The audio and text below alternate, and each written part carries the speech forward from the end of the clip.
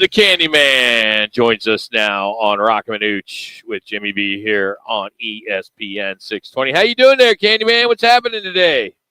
Man, all good, man. How's everything going there? Well, we were hoping a 16-run fourth inning like last year's opening day, but we didn't get that. But I think Mark Ray said it best in the post game that you score in 5 innings, 5 different innings you score, you're normally going to win, right? I mean, in most cases. Absolutely, especially when you got one of your top starters on the mound. You throw up there 5 runs or 6 runs, that's a win. Mm-hmm. And unfortunately, Gallen just didn't have his good stuff, his good command last night. And the Cubs, they pressured him and pressured him into making some mistakes, and they capitalized on them. So, Tom, when you're seeing a pitcher, struggle, he had 4 walks, and he was just missing. And what can you really do if you're the pitching coach? I mean, what can you say to him? He's a veteran. He doesn't want to hear. Do you just have to let him work it through? Yeah, I think the first thing you think of as a pitching coach is to, how are his mechanics? Mm-hmm. Is what is not enabling him to throw the ball where he wants to throw it. And, sometimes that could be a little bit of, tension. Sometimes it could be just you're hyped up a little bit too much. You're trying to overthrow. But usually you get that out of your system. And so I think the biggest thing is to, as he's going to get to know the pitchers a little bit better by work, because he's new with them and he's only had really spring training to work with them. So it's going to take maybe a little bit of while and to understand, what makes them tick, what are the things I should be looking for? What are your checkpoints? Mm-hmm. And I'd always have those conversations with whatever pitching coach I had. And it was always great when you had like someone that you've had for a few years, they got to already know you. And so it's going to be a little bit of a process for that. Of course, you don't really even need a pitching coach when you're throwing strikes and, you're punching guys out, you're making your pitches, you're executing them. But, the times when you really need one is when, things aren't going great for you out there. So I think it's just going to be like a little bit of a process, so, they work together and, then when he sees like a little flaw, whether it's Gallen or Merrill or, Corbin or Ryan Nelson or whoever, Fod, whoever, he'll be able to recognize it pretty quickly because he'll know what to look for and probably straighten it out real quick. Interesting you bring that up, Tom, about anxiousness. He even mentioned he was speeding things up, maybe subliminally. Everybody's excited about the first game of the year. But at some point, do you have to take some deep breaths or handle something like that?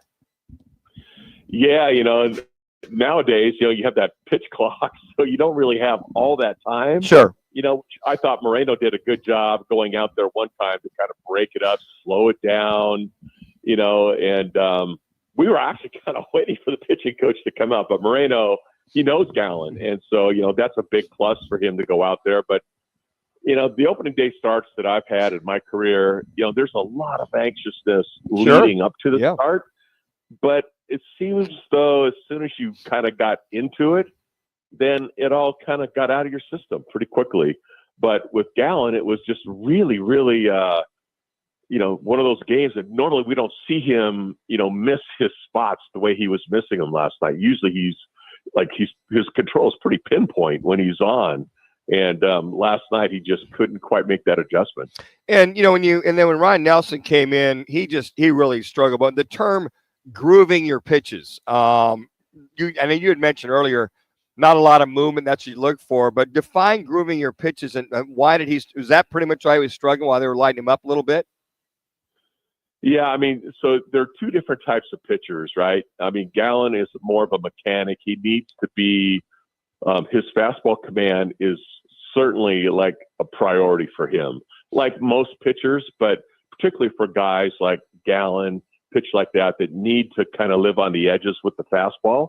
And then, let his cutter, his changeup, and his curveball, just go ahead and throw those up there. Those are his A+ pitches.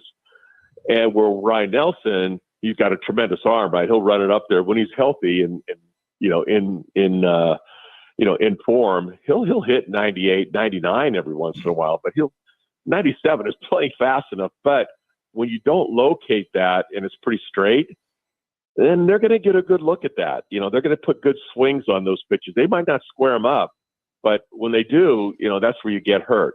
Because Ryan doesn't have the secondary pitches maybe that Gallen has, or like with Merrill Kelly, watch him tonight. He's a lot like Gallen in the way that his fastball command is critical, and then he can go ahead and really exploit them with his changeup and his his slider and whatever. He's one of those guys. Any pitch, any count, any time. He'll invent a pitch if he has to. So, they're a little bit different types of pitchers, but basically, they still have to operate the same way. You got to pitch ahead in the count to be able to win. Overall, were you okay with the bullpen on how they performed, knowing that, Gallen only went 4 innings? Yeah, I mean, we'll have to wait and see with that. I know it's going to be a little bit of a work in progress. Yeah. We didn't see the A relievers, right, because of the score. Sure. So you didn't get a chance to see Puck. You didn't get a chance to see Justin Martinez. You didn't get to see that, but you saw Beeks threw the ball well. Mm-hmm. I thought he had some pretty good stuff out there. That was the first time I really saw him like in a game that was really, really important like that. So, that was a nice surprise. I thought he threw the ball well.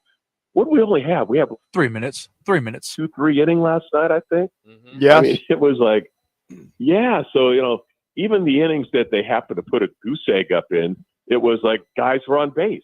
So it's hard to get into a good rhythm and a good tempo when you're constantly, looking at the guy at first. Is he going to steal? They're going to hit run. What's going to happen here? And that's why we always preach on, the offensive side of the ball. Get some base runners on, create some havoc, create the tension out there. And that's what was happening to the D-backs last night.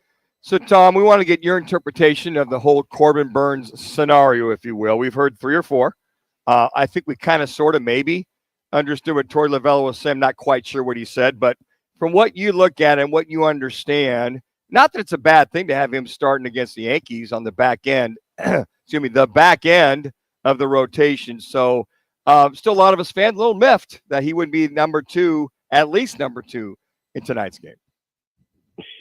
I was a little miffed when he wasn't number one, to tell you the truth. So are we. Yeah. You just spent $210 million on this guy who started the All-Star game last year, had a great year, was traded, pitched great in the playoffs last year. I mean, he's clearly, wanted to be with the Diamondbacks. I just thought that would be like a perfect scenario to go out and, showcase your new toy, right, from the very start. Yeah. And, but the internal reasons that they have, only they're really going to know, what that is. They're not going to probably share it. Yeah. 100% of it anyway with everybody. But, and trying to read between the lines what Torey says about him being kind of like, routine oriented and this and that. Well, man, you had all spring to kind of get it going, so it comes out opening day. But, I don't know. But I'm very anxious for when Corbin. About a minute left. Paired up.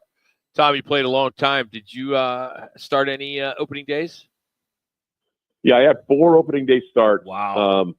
And the last one, I think, was probably the most memorable one because I know I was right there towards the end of my career. And the funny part of it, I was with the A's, and we're playing the Red Sox opening day in '98. And A.J. Hinch is my catcher. Really? Was really funny. And we were good buddies. He was actually living at my house. I gave him, I had a room he could stay in.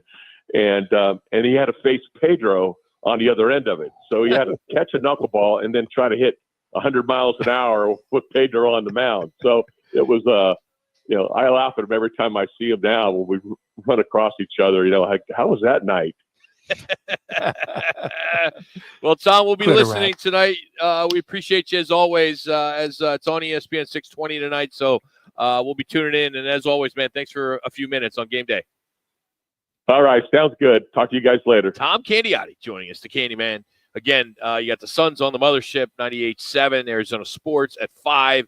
So that means DBacks right here against the Cubs I think it all gets going around 6:30 here on ESPN 620 and on FM at 7HD2. All right, Tom comes to us today thanks to All City Towing. As we mentioned yesterday, we talked to the general manager, and they are hiring all different types of positions, from customer service to drive.